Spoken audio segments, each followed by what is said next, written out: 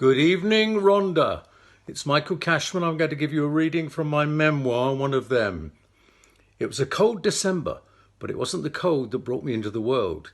It was a street fight outside Stepney East Station. A group of men jumped my dad, fist and boots flying in all directions. My mum did the decent thing any wife would do. She waded in.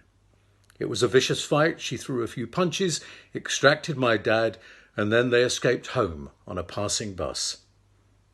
Inside their threadbare council flat, my dad inspected his cuts and bruises, and my mum let out a cry, clutched her stomach, and 3 weeks earlier than planned, went into labour with me.